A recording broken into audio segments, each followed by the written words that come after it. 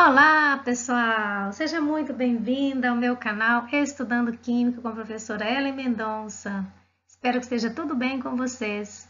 Nesse vídeo, irei resolver as atividades do Plano de Estudo Tutorado do segundo ano, PET 1 de 2021, referente à semana 2, que traz como tema Constituição da Matéria.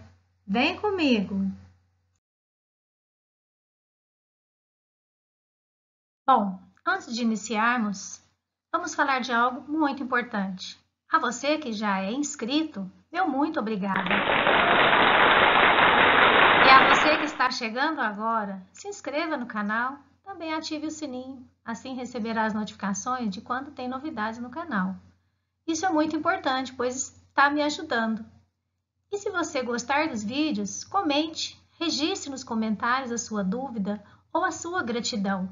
E vamos ajudar outras pessoas, compartilhando os vídeos com seus colegas e amigos. E também clicando no joinha. Assim, ficaremos todos agradecidos. Então, vamos lá? O conteúdo dessa semana ele está dentro de um eixo temático com materiais Constituição. E o tema principal é a Constituição da Matéria. Então, ao estudar esses conteúdos, você deve desenvolver as habilidades descritas abaixo. Então, ao ler essas atividades, você sabe o que realmente você precisa aprender dentro do conteúdo dessa semana. Bom, se você quer saber mais sobre o assunto, vou deixar os links lá da apostila na descrição desse vídeo. Também deixo o link do meu canal, onde você tem a playlist completa sobre tabela periódica. Tem os vídeos onde você vai aprender sobre as propriedades periódicas, raio atômico, eletronegatividade, eletroafinidade, teoria do octeto e também distribuição eletrônica. Não deixe de assistir esses vídeos, porque o conteúdo está muito bom. Depois você deixa seu comentário lá, o que você achou do vídeo. No conteúdo dessa semana, você vai reconhecer historicamente os avanços e as teorias referentes à constituição da matéria. A ciência que conhecemos hoje é o resultado da criação humana ao longo de vários anos, que prepara diversas contribuições. Então, o modelo atual do átomo, ele é constituído por elétrons e prótons, e só pode ser aceito após diversas propostas de modelos. Então, nós tivemos o modelo de Dalton, tivemos o modelo de Bohr, modelo de Thomson, de Rutherford. Então, apesar de apresentarmos os primeiros modelos atômicos de forma linear, é importante ressaltar que essa forma é puramente didática. Não se deve concluir que um modelo é certo e que o outro é errado. Nós temos que compreender que há um estudo e que esse estudo é um cientista complementando o modelo do outro. Então, o que nós temos aqui nesse esquema? Nós temos o modelo atômico, a representação de Dalton. Ele dizia que o modelo do átomo, que ele fez para o átomo, era um modelo esférico e maciço. Depois, na teoria de Thomson, ele fez um modelo representando o átomo como uma massa de esfera positiva encrustada de cargas elétricas negativas. Depois nós temos o Bohr, com a distribuição eletrônica em níveis de energia na sua eletrosfera do átomo e uma maior distância do núcleo, tendo maior energia. Então, quanto mais distante o elétron tiver do núcleo, mais energia ele tem. E o modelo de Rutherford, para ele o átomo seria muito pequeno e positivo e teria um espaço muito vazio, onde tem a presença dos elétrons. Então, essas são as representações aí dos modelos de Dalton, Bohr, Rutherford e Thomson. E também vamos fazer uma pequena revisão sobre tabela periódica. Então, essa tabela periódica que eu trouxe aqui para vocês é uma tabela muito simples, é a tabela que apareceu lá na apostila, onde nós temos a representação do símbolo do elemento químico, o nome dele está logo embaixo, temos aqui o peso atômico, e em cima nós temos o número atômico. Então, nós temos aqui o grupo 1, grupo 2, 3, até o grupo 13, até o grupo 18. A parte alta da tabela periódica, que é o grupo 1, 2, 13 até o 18, são chamados de elementos representativos. Do 3 ao 12 são os elementos de transição. Aqui nós temos os elementos de transição interna, que é da série dos lantanídeos e dos actinídeos. Temos aqui esses elementos químicos da família do grupo 1, recebe o nome de alcalinos, metais alcalinos. Do grupo 2, metais alcalinos terrosos. Do grupo 13, família do boro. Grupo 14, família do carbono. Grupo 15, família do nitrogênio. Grupo 16, família dos calcogênios. Grupo 17, família dos halogênios. E grupo 18, família dos gases nobres. Então, assista lá os vídeos sobre tabela periódica, lá na minha playlist, que você tem detalhadamente sobre todas essas classificações desses elementos, inclusive das propriedades periódicas.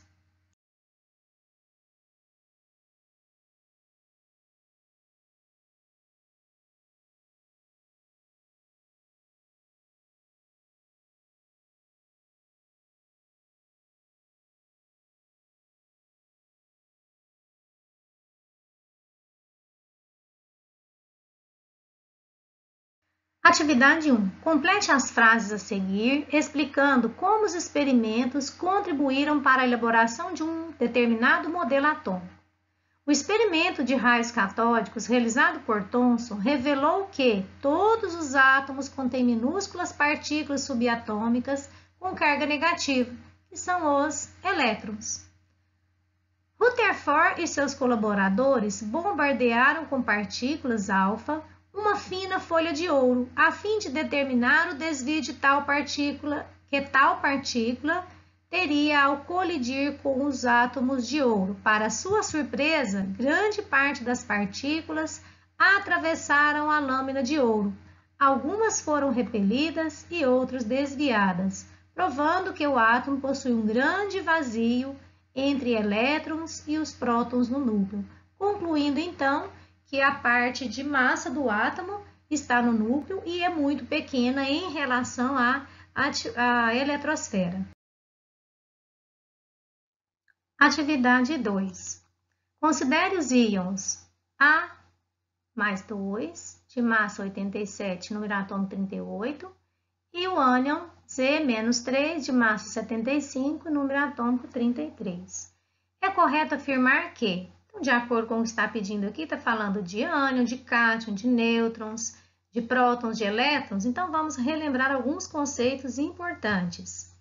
O átomo neutro, nós temos número atômico igual ao número de prótons, que é igual ao número de elétrons. Para os íons, nós temos número atômico igual ao número de prótons e diferente de elétrons. Ou seja, quando o íon se transforma em cátion, então nós vamos ter mais prótons do que elétrons. Então, o número de prótons vai ser maior do que o número de elétrons. Ou seja, o cátion ele perde elétrons.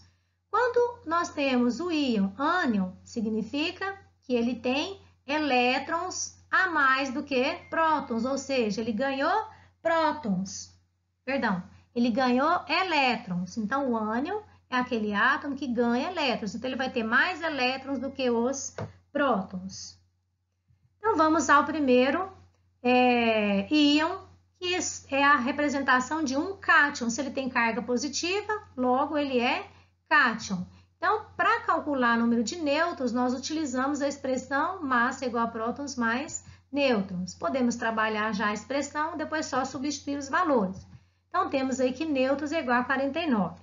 Vamos analisar o átomo no estado fundamental e vamos analisar o ânion, o íon desse átomo, ou seja, o cátion, porque quando ele é positivo, nós temos um cátion.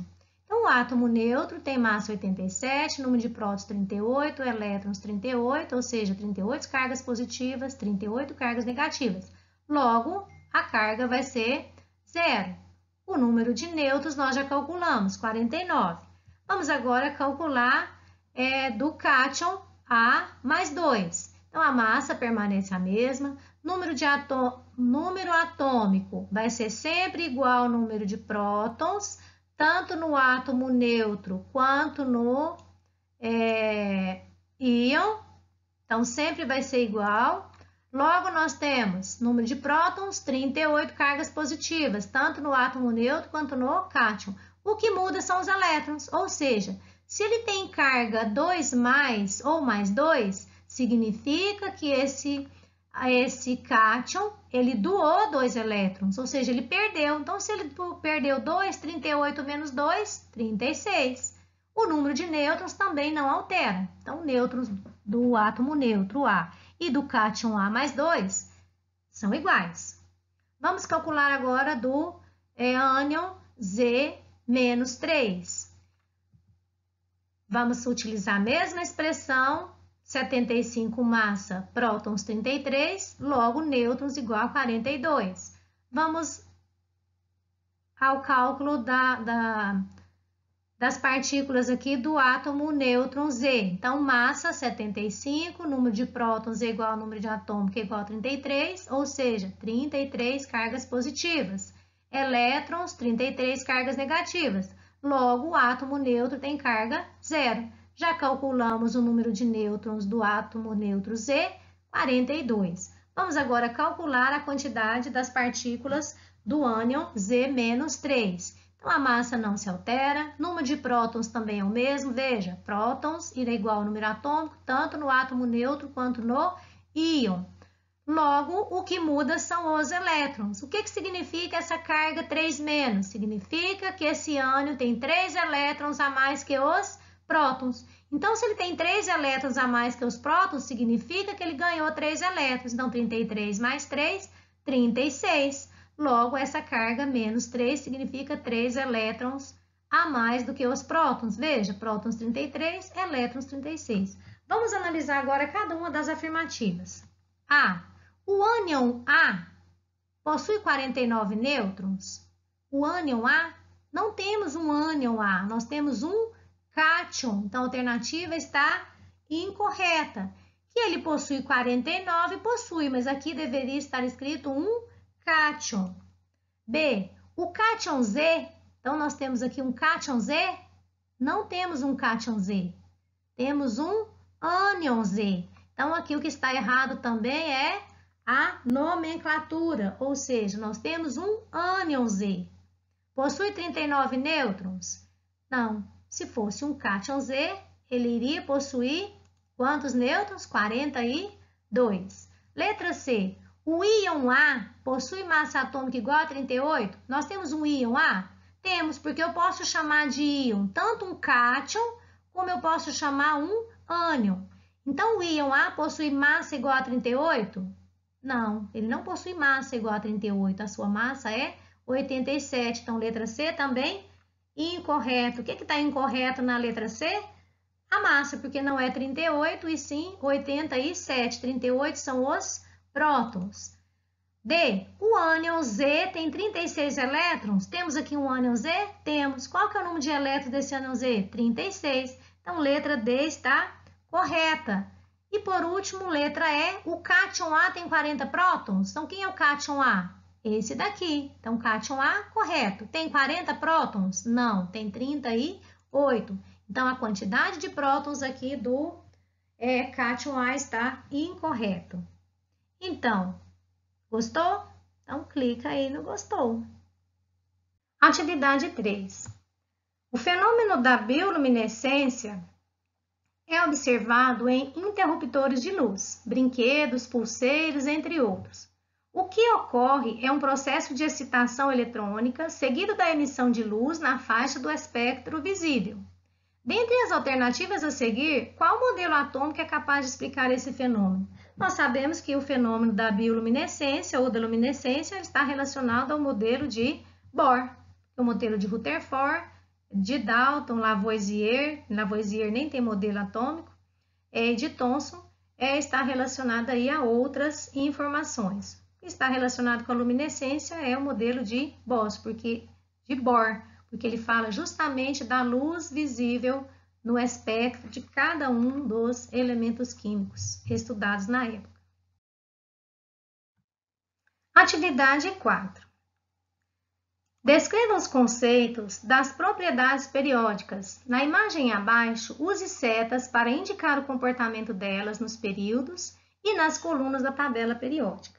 Então, a propriedade periódica de raio atômico. Qual que é o conceito dessa propriedade? Ela está relacionada ao tamanho do átomo. E para a gente saber qual que é o tamanho do átomo, isso está relacionado ao número de níveis. Então, os níveis não vão aumentando aqui de cima para baixo? Então, de acordo com o aumento do número de níveis, maior será o seu raio e menor será a atração exercida. Então, nós temos que, para o raio atômico, ele aumenta nas colunas de cima para baixo, de acordo com o aumento do número de níveis, e da direita para a esquerda, ou seja, da direita para a esquerda, a gente percebe que aumenta o número atômico.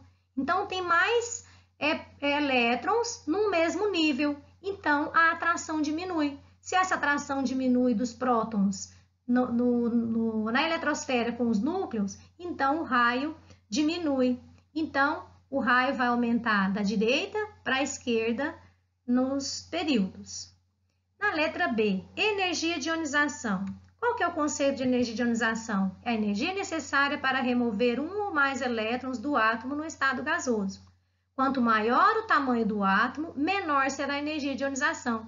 Então, a energia de ionização está relacionada ao tamanho do átomo. Então, primeiro você tem que localizar qual que é o tamanho do átomo, como que ele se comporta na tabela periódica, para depois você fazer essa relação. Ou seja, ele é o inverso do raio atômico. Então, se ela aumenta, ou se o raio aumenta de cima para baixo, na energia de ionização, ela aumenta de baixo para cima. Se o raio aumenta da direita para a esquerda, então a energia de ionização aumenta da esquerda para a direita, ou seja, ela é uma propriedade que ela é o inverso do raio atômico. Continuando ainda a atividade 4, passamos para outra propriedade periódica, que é a afinidade eletrônica. Qual que é a definição dessa propriedade? É a energia liberada quando um átomo captura um elétron. Qual que é a relação dela com a tabela periódica? Quanto menor o raio, maior será a afinidade eletrônica. Então, o comportamento da afinidade eletrônica é igual ao que nós estudamos anteriormente, ou seja, o inverso do raio atômico. Vai aumentar da esquerda para a direita nos períodos e nas colunas ou famílias de baixo para cima. A outra propriedade é a eletronegatividade. O que é a definição, o conceito de eletronegatividade? É a força de atração exercida sobre os elétrons em uma ligação. Quanto menor for o raio, maior será a força de atração entre os elétrons. Então, maior vai ser a sua eletronegatividade. Tanto que a gente fala o seguinte, que os elementos mais eletronegativos estão aqui do lado direito superior da tabela periódica. E o elemento mais eletronegativo é o flúor. Então, essa propriedade, ela exclui os gases nobres. Então, nas famílias, aumenta de baixo para cima e nos períodos da esquerda para a direita. Então, ela também é o inverso do raio atômico. Então, veja que o raio é a primeira propriedade que a gente estuda justamente para facilitar. Você descobre qual é o raio, depois você associa as outras propriedades. Então, aluno, te ajudei? Então, clica no gostei. Passamos, então, à atividade 5. Com relação à tabela periódica, é correto afirmar que o elemento oxigênio possui 8 elétrons distribuídos em duas camadas eletrônicas KL. Então, vamos lá. O átomo de oxigênio, o elemento de oxigênio, possui 8 elétrons em sua camada de valência. Logo, ele vai ter número atômico igual a 8, que é igual ao número de prótons. Se fizermos a distribuição eletrônica desse átomo, então nós podemos descobrir que o primeiro nível tem 2 elétrons e o segundo nível tem 6. Então, 2, 4, com mais 4, 8. Então, ele apresenta duas camadas. Então, a alternativa correta dessa atividade é a letra A. Aqui, a letra B, o sódio é um metal de transição? Não, nós sabemos que sódio é um metal alcalino e ele possui um elétron na camada de valência.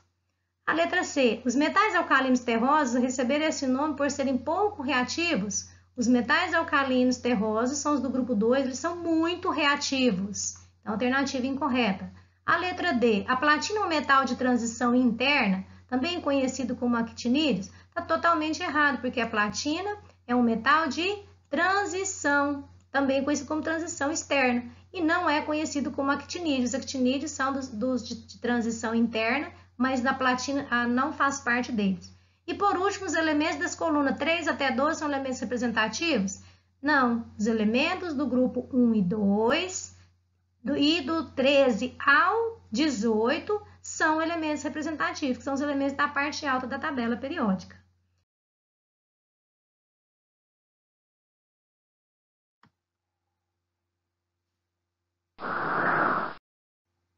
Então, aluno, te ajudei? Então clique no gostei. Também comente, compartilhe com seus colegas e amigos. E vamos ao momento que eu gosto muito, que é deixar um grande abraço para você que vai lá no canal e comenta os vídeos. Então, o abraço de hoje vai especial para eu, Cauã, Vânia Sueli, também para o Luiz Eduardo, Harley Yuri, Marlene Andrade, Kathleen Caroline, Karine Trindade, Giovana Souza, Nicole Oliveira, Micael Mota, Roger Oliveira, Gil, Efigênia, Ricardo Martins, Cleide Elvânio Marques, Nádia Scaglione,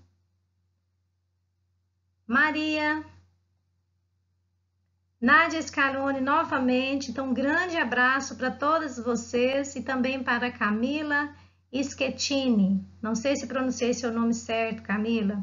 Vai também para Tailane Santos, para Renato Gomes, para Carolina Cássia. Então, um grande abraço a todos vocês. Continuem comentando.